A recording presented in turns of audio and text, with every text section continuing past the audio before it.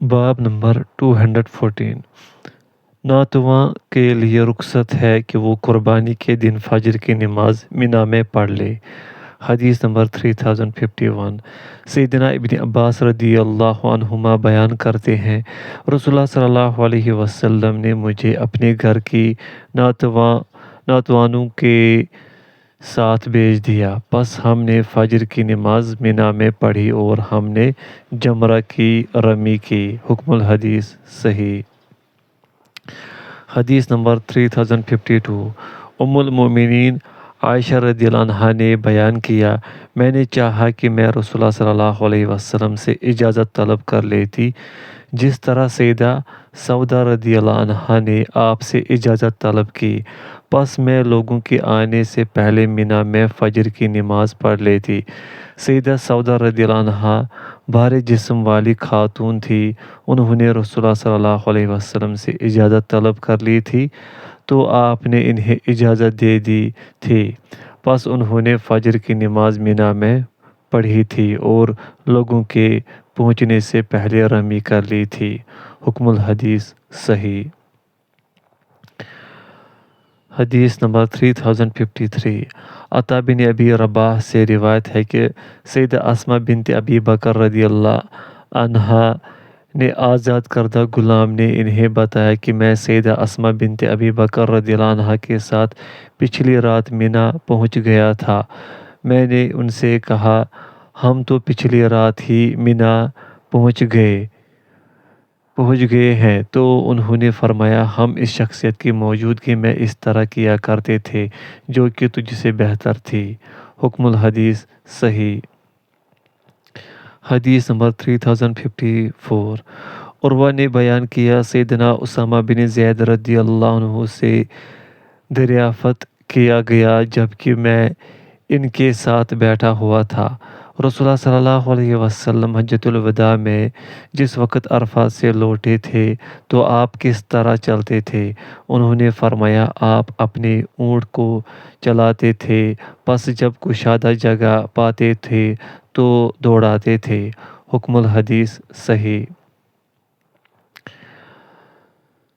باب نمبر 215 وادی محسر میں تیز دوڑانا۔ حدیث نمبر 3055 سیدنا جابر رضی اللہ عنہ سے روایت ہے کہ نبی صلی اللہ علیہ وسلم نے وادی محسر میں اونٹ کو تیز دوڑایا۔ حکم الحدیث ماں بعد سے مل کر صحیح۔ حدیث نمبر 3056 محمد نے بیان کیا، ہم سیدنا جابر بن عبداللہ رضی اللہ عنہما کے پاس گئے تو میں نے کہا، نبی صلی اللہ علیہ وسلم کے حج کے بارے میں ہمیں بتائے، تو انہوں نے کہا، رسول اللہ صلی اللہ علیہ وسلم سورج طلوع ہونے سے پہلے مزدلفہ سے لوٹے اور سیدنا فضل بن عباس رضی اللہ عنہما کو اپنے پیچھے سوار کیا حتیٰ کہ وادی محسر میں پہنچے تو کچھ تیز چلے، پھر آپ درمیانے راستے پر چلے تو جمرہ کبریٰ کی طرف لے جاتا ہے حتیٰ کہ آپ اس جمرہ پر آئے جو کہ درخت کے پاس ہے۔ آپ نے 7 کنکریاں مارے، آپ ان میں سے ہر کنکری کے ساتھ اللہ اکبر کہتے تھے، انگلی پر رکھ کر پھینکی جانے والی کنکری آپ نے وادی کے نصیب سے رمی کی۔ حکم الحدیث صحیح۔ باب نمبر 216 چلتے ہوئے تلبیہ پکارنا۔ حدیث نمبر 3057 سیدنا فضل بن عباس رضی اللہ عنہما سے روایت ہے کہ وہ نبی صلی اللہ علیہ وسلم کی سواری پر آپ کے پیچھے بیٹھے تھے تو آپ تلبیہ پکارتے رہے حتیٰ کہ جمرہ کی رمی کی۔ حکم الحدیث صحیح۔ حدیث نمبر 3058 سیدنا ابن عباس رضی اللہ عنہما سے روایت ہے کہ رسول اللہ صلی اللہ علیہ وسلم نے تلبیہ پکارا حتیٰ کہ جمرہ کی رمی کی۔ حکم الحدیث صحیح۔ باب نمبر 217 کنکریاں چننا۔ حدیث نمبر 3059 سیدنا ابن عباس رضی اللہ عنہما نے بیان کیا، رسول اللہ صلی اللہ علیہ وسلم نے عقبہ کی صبح مجھے حکم فرمایا جب کہ آپ اپنی اونٹنی پر تھے، آؤ میرے لیے کنکریاں چنو۔ پس میں نے آپ کے لیے کنکریاں چنی، وہ انگلی پر رکھ کر پھینکی جانے والی کنکریاں تھی۔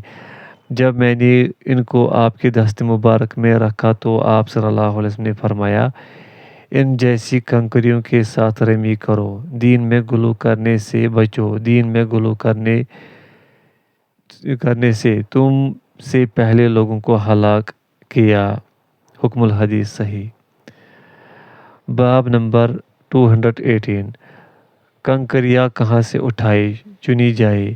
حدیث نمبر 3060، سیدنا فضل بن عباس رضی اللہ عنہ نے بیان کیا، رسول اللہ صلی اللہ علیہ وسلم جس وقت عرفہ کی شام لوٹے اور مزدلفہ کی صبح کے وقت چلے تو آپ لوگوں سے فرما رہے تھے، آہستگی اور وقار اپنے اوپر لازم کر لو، جبکہ آپ اپنی اونٹنی کو روکے ہوئے تھے، حتیٰ کہ جب آپ مینا میں داخل ہوئے اور وادی محسر میں جس وقت اترے تو فرمایا، جمرہ کی رمی کرنے کے لیے کنکریاں اٹھا لو۔ راوی نے بیان کیا، نبی صلی اللہ علیہ وسلم اشارہ فرما رہے تھے، جس طرح انسان انگلی پر کنکری رکھ کر پھینکتا ہے، اس طرح کی کنکری اٹھاؤ۔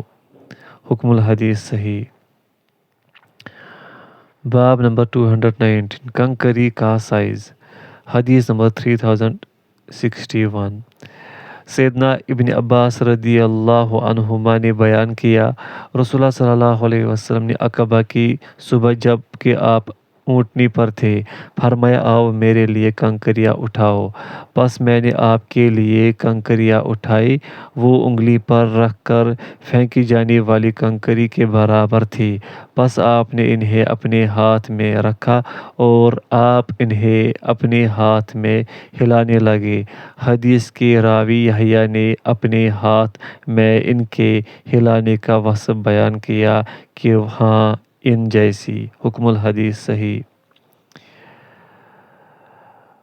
باب نمبر 220، سوار ہو کر رمی جمار کرنا اور احرام والے شخص پر سایہ کرنا۔ حدیث نمبر 3062، سیدہ ام حسین رضی اللہ عنہا نے بیان کیا، میں نے نبی صلی اللہ علیہ وسلم کے ساتھ حج کیا، پس میں نے سیدنا بلال رضی اللہ عنہ کو دیکھا، وہ آپ کی سواری کے لگام کھینچ رہے تھے، جبکہ سیدنا اسامہ رضی اللہ عنہ آپ کو دھوپ سے بچانے کے لیے اپنے کپڑے سے آپ پر سایہ کیے ہوئے تھے، جبکہ آپ حالت احرام میں تھے، حتیٰ کہ آپ نے جمرہ عقبہ کی رمی کی۔ پھر آپ نے لوگوں کو خطبہ ارشاد فرمایا، اللہ کی حمد و ثنا بیان کی اور بہت زیادہ گفتگو فرمائی۔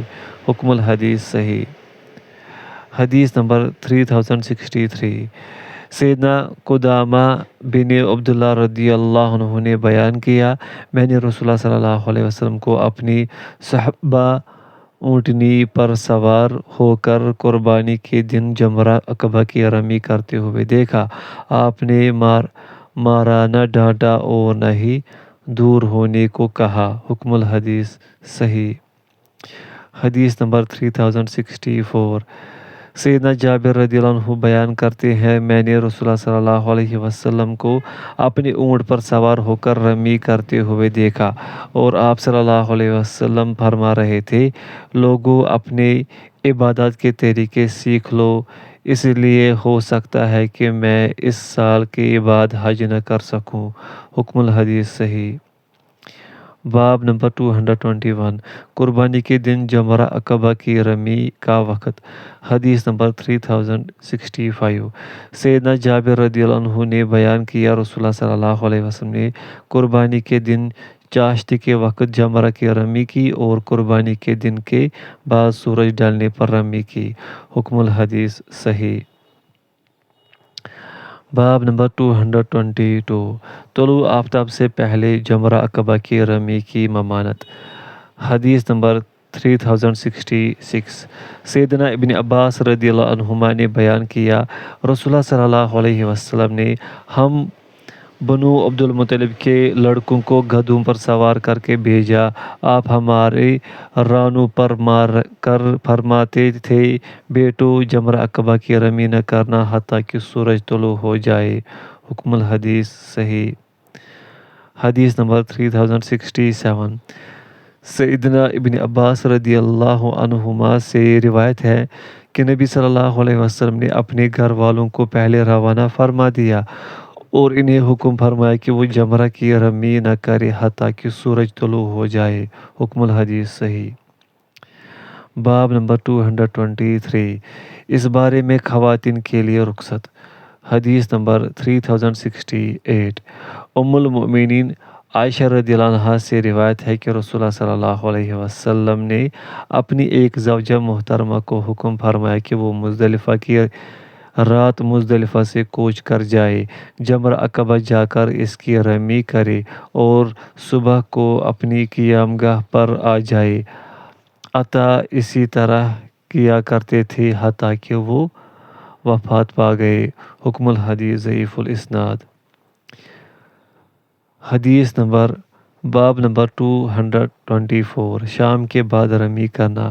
حدیث نمبر 3069 سیدنا ابن عباس رضی اللہ عنہما نے بیان کیا، رسول اللہ صلی اللہ علیہ وسلم سے منی کے ایام میں سوالات کیے جاتے تھے تو آپ یہی فرماتے تھے، کوئی حرج نہیں۔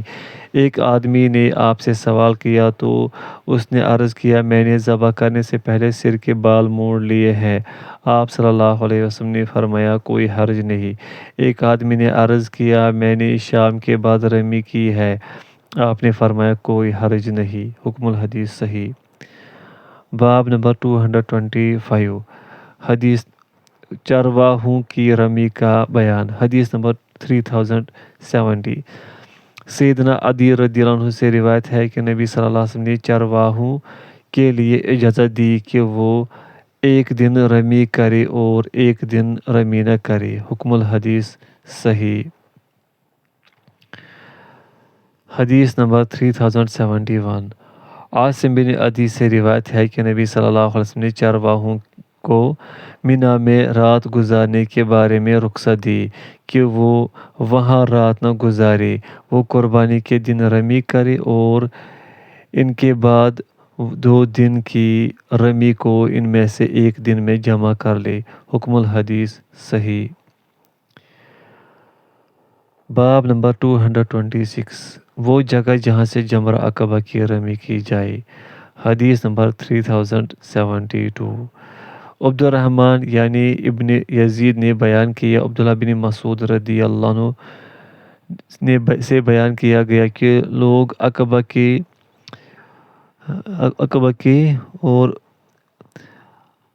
عقبہ کے راستے جمرہ کی رمی کرتے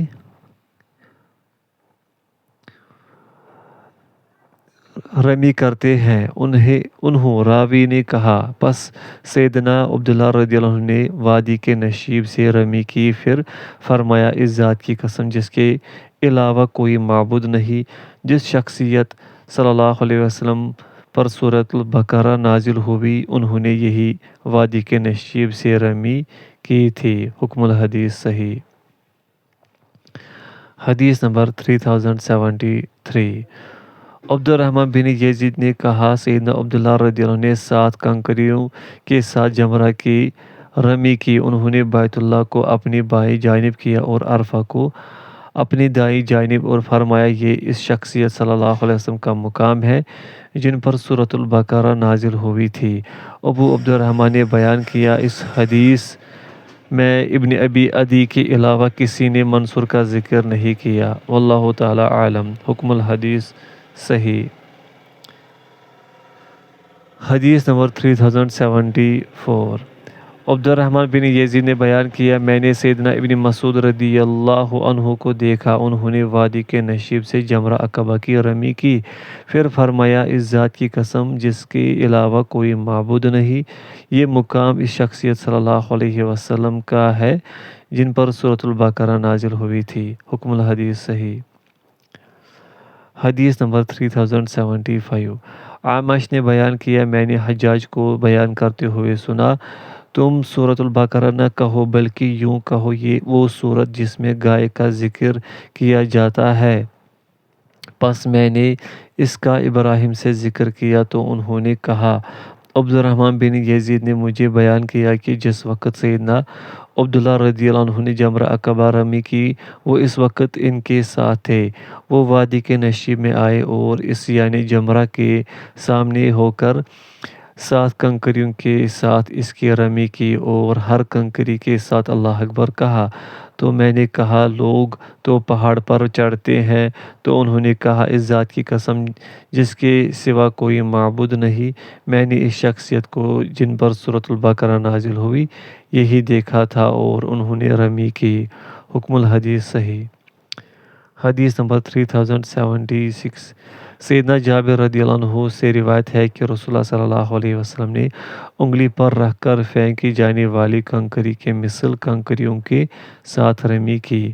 حکم الحدیث صحیح۔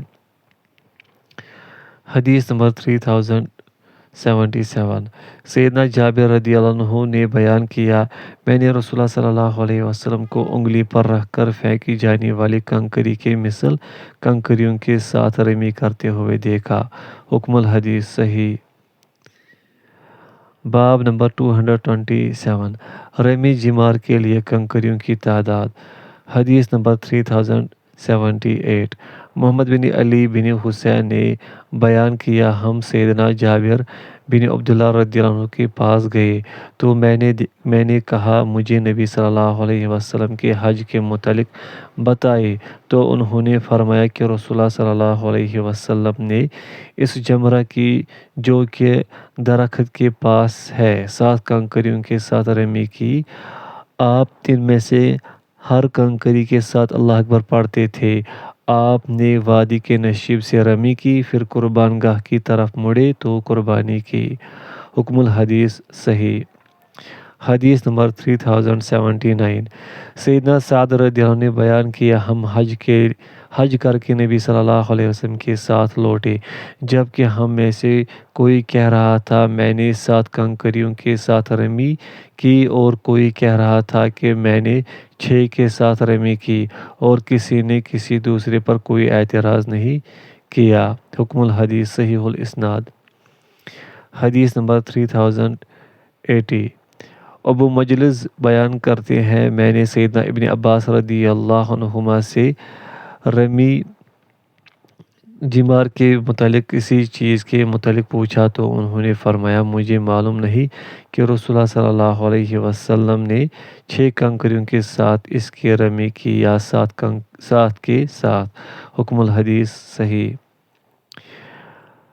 باب نمبر 228 ہر کنکری کے ساتھ اللہ اکبر کہنا۔ حدیث نمبر 3081 سیدنا فضل بن عباس رضی اللہ عنہما نے بیان کیا میں رسول اللہ صلی اللہ علیہ وسلم کی سواری پر آپ کے پیچھے بیٹھا ہوا تھا بس آپ تلبیہ پکارتے رہے حتیٰ کہ جمرہ عقبہ کی رمی کی۔ آپ نے 7 کنکریوں کے ساتھ رمی کی اور آپ ہر کنکری کے ساتھ اللہ اکبر پڑھتے تھے۔ حکم الحدیث صحیح۔ باب نمبر 229 جب محرم جمرہ عقبہ کی رمی کر لے گا تو وہ تلبیہ پکارنا بند کر دے گا۔ حدیث نمبر 3082 سیدنا فضل بن عباس رضی اللہ عنہ نے بیان کیا میں رسول اللہ صلی اللہ علیہ وسلم کی سواری پر آپ کے پیچھے سوار تھا تو میں آپ کو تلبیہ پکارتے ہوئے سنتا رہا حتیٰ کہ آپ نے جمرہ عقبہ کی رمی کی۔ پس جب آپ نے رمی کی تو تلبیہ پکارنا ختم کر دیا۔ حکم الحدیث صحیح۔ حدیث نمبر 3083 سیدنا ابن عباس رضی اللہ عنہما سے روایت ہے کہ سیدنا فضل رضی اللہ عنہ نے انہیں بیان کیا کہ وہ رسول اللہ صلی اللہ علیہ وسلم کی سواری پر آپ کے پیچھے سوار تھے اور آپ تلبیہ پکارتے رہے حتیٰ کہ جمرہ کی رمی کی۔ حکم الحدیث صحیح۔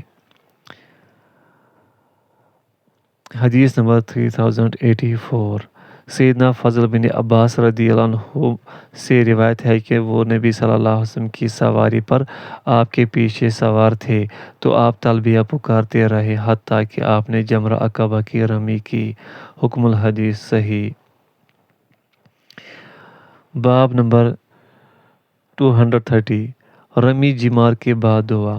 حدیث نمبر 3085 زہری نے بیان کیا ہمیں یہ خبر پہنچی کہ رسول اللہ صلی اللہ علیہ وسلم جب قربان گاہ کے پاس والے جمرہ کی رمی کیا کرتے تھے تو آپ 7 کنکریوں کے ساتھ رمی کرتے تھے، اور آپ جب رمی کرتے تھے تو ہر کنکری کے ساتھ اللہ اکبر کہتے تھے، پھر اس سے آگے بڑھتے اور قبلہ رخ ہو کر ہاتھ اٹھا کر دعا کرتے تھے اور دیر تک وقوف کرتے تھے، پھر دوسرے جمرے کے پاس آتے تو اس کی بھی 7 کنکریوں کے ساتھ رمی کرتے تھے، اور آپ جب بھی کنکری کے ساتھ رمی کرتے تھے تو اللہ اکبر کہتے تھے، پھر بائیں جانب اتر جاتے تو قبلہ رخ ہو کر کھڑے ہو کر ہاتھ اٹھا کر دعا کرتے، پھر عقبہ کے پاس والے جمرے کے پاس آتے تو اس کی 7 کنکریوں کے ساتھ رمی کرتے تھے اور اس کے پاس نہیں ٹھہرتے۔ زہری نے کہا میں نے اسے سالم کو اپنے والد کے حوالے سے نبی صلی اللہ علیہ وسلم سے بیان کرتے ہوئے سنا، اور ابن عمر رضی اللہ عنہما ایسے ہی کیا کرتے تھے۔ حکم الحدیث صحیح۔ باب نمبر 231 رمی جمار کے بعد احرام والے کے لیے کیا حلال ہوتا ہے۔ حدیث نمبر 3086 سیدنا ابن عباس رضی اللہ عنہ نے بیان کیا جب وہ احرام والا جمرہ کی رمی کر لے تو اس کے لیے بیویوں کے علاوہ ہر چیز حلال ہو جاتی ہے۔ پوچھا گیا خوشبو، انہوں نے فرمایا جہاں تک میرا تعلق ہے تو میں نے رسول اللہ صلی اللہ علیہ وسلم کو خوب کستوری لگائے ہوئے دیکھا ہے، کیا وہ کستوری خوشبو ہے؟ حکم الحدیث صحیح۔ کتاب الجہاد جہاد سے متعلق احادیث۔ باب نمبر 1 جہاد کی فرضیت۔ حدیث نمبر 3087 سیدنا ابن عباس رضی اللہ عنہما نے بیان کیا جب نبی صلی اللہ علیہ وسلم کو مکہ سے نکال دیا گیا تو سیدنا ابو بکر رضی اللہ عنہ نے فرمایا انہوں اپنے نبی صلی اللہ علیہ وسلم کو نکال دیا، انا للہ و انا الیہ راجعون، وہ ہلاک ہو جائیں گے۔ پس یہ آیت نازل ہوئی، جن لوگوں سے لڑائی کی جاتی ہے انہیں اجازت دی گئی کہ وہ بھی قتال کرے، اس لیے کہ ان پر ظلم کیا گیا، بے شک اللہ ان کی مدد کرنے پر قادر ہے۔ تو میں نے پہچان لیا کہ عنقریب قتال ہوگا۔ سیدنا ابن عباس رضی اللہ عنہما نے فرمایا پس قتال کے بارے میں نازل ہونے والی وہ پہلی آیت ہے۔ حکم الحدیث صحیح الاسناد۔ حدیث نمبر 3088 سیدنا ابن عباس رضی اللہ عنہما سے روایت ہے کہ سیدنا عبد الرحمن بن عوف رضی اللہ عنہ اور ان کے ساتھی مکہ میں نبی صلی اللہ علیہ وسلم کی خدمت میں حاضر ہوئے تو انہوں نے عرض کیا اللہ کے رسول صلی اللہ علیہ وسلم جب ہم مشرک تھے تو ہم عزت و غلبے میں تھے، پس جب ہم ایمان لے آئے تو ہم ذلیل ہو گئے۔ آپ نے فرمایا مجھے درگزر سے کام لینے کا حکم دیا گیا ہے، پس تم قتال نہ کرو۔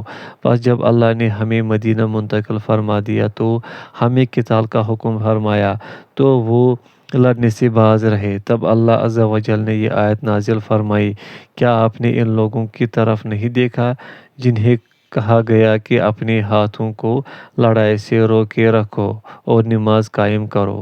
حکم الحدیث صحیح الاسناد۔ حدیث نمبر 3089 سیدنا ابو ہریرہ رضی اللہ عنہ نے بیان کیا رسول اللہ صلی اللہ علیہ وسلم نے فرمایا مجھے جوامع الکلم کلام مختصر اور معنی زیادہ کے ساتھ مبعوث کیا گیا ہے اور رعب کے ساتھ میری مدد کی گئی ہے۔ اس اثنا میں کہ میں سو رہا تھا مجھے زمین کے خزانوں کی چابیاں عطا کی گئی اور وہ میرے ہاتھ میں رکھ دی گئی۔ سیدنا ابو ہریرہ رضی اللہ عنہ نے فرمایا رسول اللہ صلی اللہ علیہ وسلم تو تشریف لے گئے اور تم انہیں نکال رہے ہو۔ حکم الحدیث صحیح۔ حدیث نمبر 3090 ابو سلمہ نے سیدنا ابو ہریرہ رضی اللہ عنہ سے روایت کیا، انہوں نے فرمایا میں نے رسول اللہ صلی اللہ علیہ وسلم سے سنا اور اسی کی مانند روایت کیا۔ حکم الحدیث صحیح۔ حدیث نمبر 3091 سیدنا ابو ہریرہ رضی اللہ عنہ نے بیان کیا، میں نے رسول اللہ صلی اللہ علیہ وسلم کو فرماتے ہوئے سنا، مجھے جوامع الکلم کے ساتھ مبعوث کیا گیا ہے اور رعب کے ساتھ میری مدد کی گئی ہے۔ اس اثنا میں کہ میں سو رہا تھا، مجھے زمین کے خزانوں کی چابیاں عطا کی گئی تو وہ میرے ہاتھ میں رکھ دی گئی۔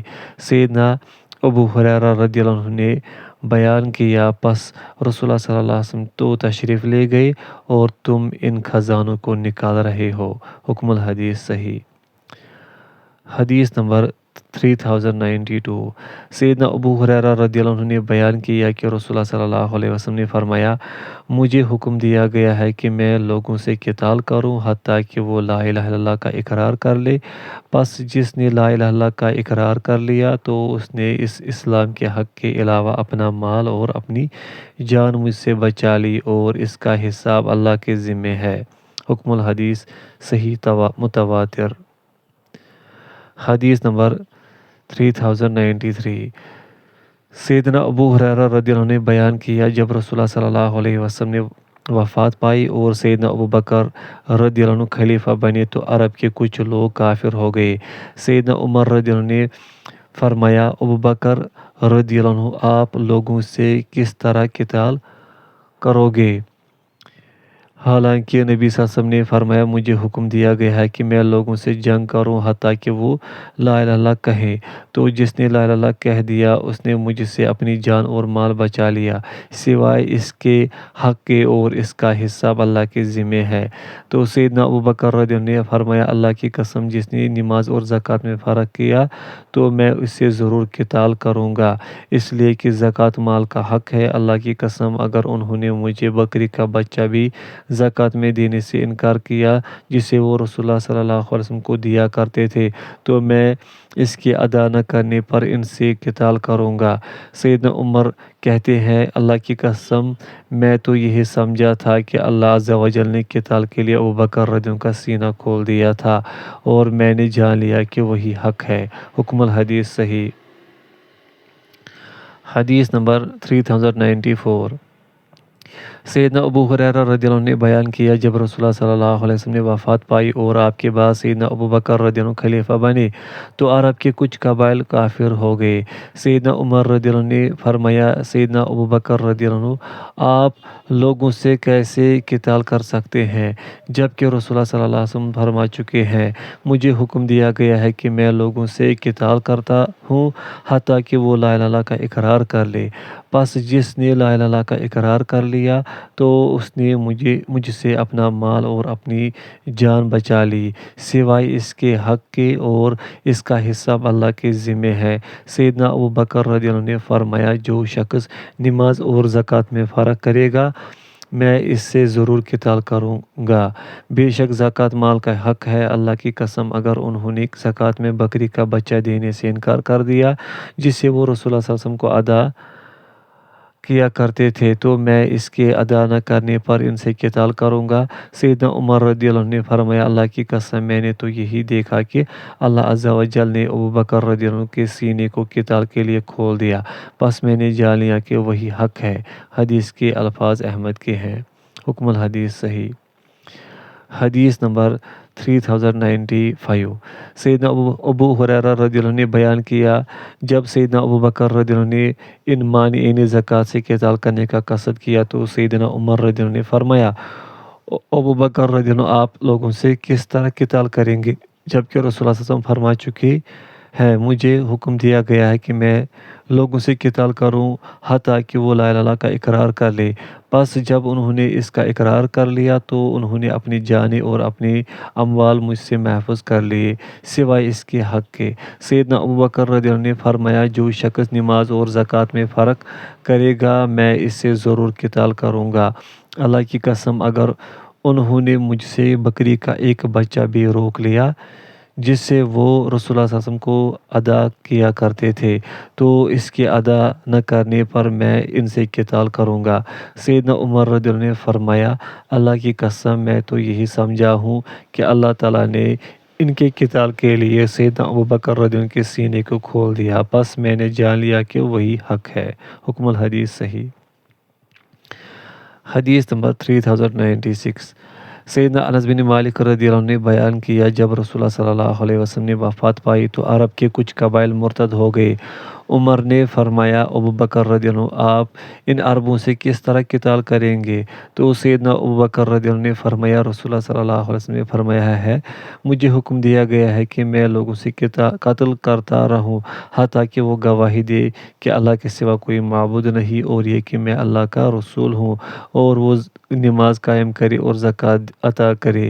اللہ کی قسم اگر انہوں نے اس میں سے جسے وہ رسول اللہ صلی اللہ علیہ وسلم کو دیا کرتے تھے بکری کا ایک بچہ مجھے دینے سے انکار کر دیا تو میں اس پر ان سے قتال کروں گا۔ سیدنا عمر رضی اللہ عنہ نے فرمایا، میں نے تو ابوبکر رضی اللہ عنہ کی رائے سے یہی سمجھا کہ ان کے سینے کو کھول دیا گیا ہے، اور میں نے جان لیا کہ وہی حق ہے۔ ابو عبد الرحمن نے فرمایا، عمران القطان حدیث میں قوی نہیں، یہ حدیث خطا ہے، اور اس سے پہلے والی حدیث درست ہے جو کہ زہری کی روایت عبید اللہ بن عبداللہ بن عتبہ بن ابی ہریرہ کی سند سے ہے۔ حکم الحدیث حسن صحیح۔ حدیث نمبر 3097۔